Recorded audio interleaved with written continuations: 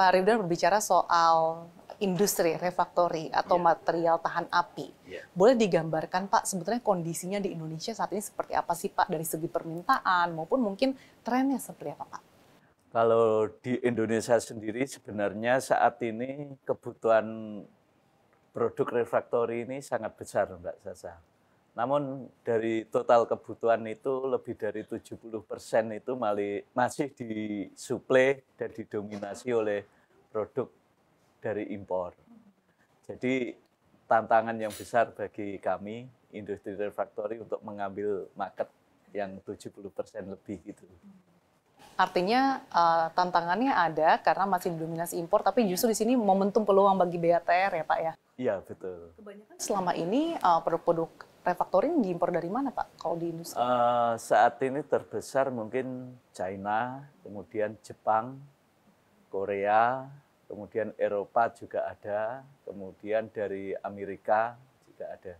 Jadi cukup beragam ya Pak Ridwan? Cukup beragam, tapi sebagai yang terlihat cukup besar berdasarkan data itu dari China saat ini. Kalau untuk permintaannya sendiri dari domestik, ini kebanyakan dari sektor atau industri apa saja Pak?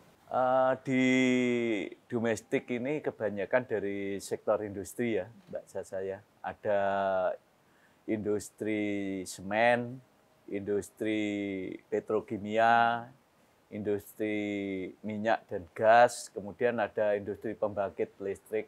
Jadi kalau sekarang ini banyak mobil listrik itu kan semua ada pembangkitnya, yaitu di sana juga butuh refraktori yang cukup besar. Wow, jadi potensinya masih cukup besar, namun di satu sisi kondisinya memang kita masih didominasi impor. Nah, bagaimana BATR ini Pak mengambil peluang dengan ceruk yang masih cukup besar saat ini Pak? Untuk itu BATR sudah menyiapkan beberapa strategi, salah satunya kita akan membangun pabrik baru itu nanti yang fokus untuk memproduksi produk-produk yang saat ini masih disuplai oleh produk impor tersebut. Seperti magnesi brick, kemudian untuk jenis produk-produk yang high temperature atau juga high mechanical strength dan lain-lainnya seperti itu. Jadi punya spesifikasi khusus yang saat ini belum banyak disuplai oleh produsen lokal dan masih didominasi oleh produsen dari impor ya Pak ya. Sejauh ini BATR memiliki berapa pabrik Pak?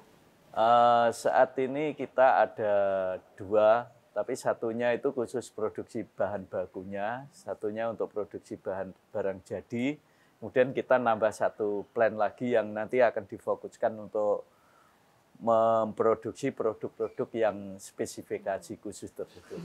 Untuk pabrik yang existing saat ini, untuk kapasitas produksinya bisa berapa banyak Pak?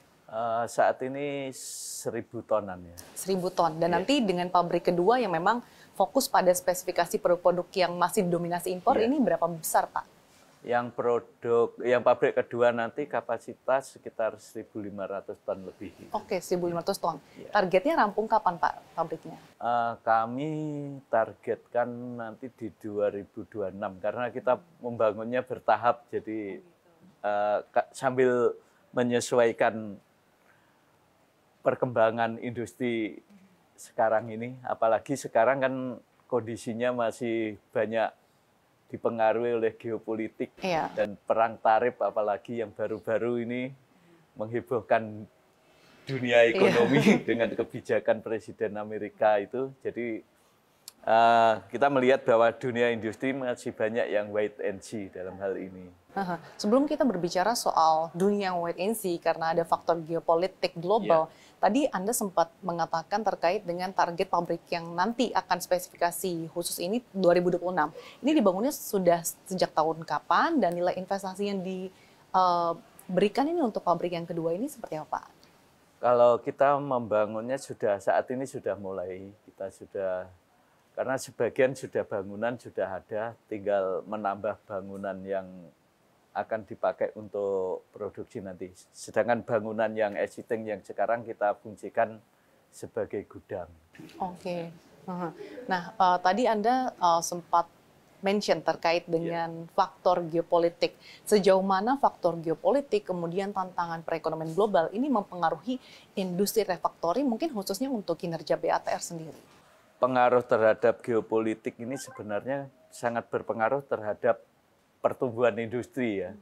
Jadi ketika industri ini tumbuh semakin bagus, otomatis kebutuhan refraktori juga semakin bagus dengan adanya proyek-proyek baru yang membutuhkan produk refraktori. Namun di luar itu kami masih bisa mengambil market dari kegiatan maintenance dari industri tersebut. Karena setiap industri pasti membutuhkan maintenance untuk peralatan industri yang memproses energi, sehingga kita masih bisa suplai di kegiatan maintenance dari industri tersebut. Oke, untuk fluktuasi nilai tukar rupiah, Pak, kita tahu bahwa rupiah bahkan sempat meningkat dalam beberapa waktu terakhir. Nah, ini apakah juga cukup berpengaruh pada BATR? Pengaruh tapi tidak begitu besar. Kami sudah mensiasatinya dengan kita meng-average down untuk pembelian US dollar secara bertahap. Jadi ketika naik atau turun nanti kita ketemu rata-ratanya.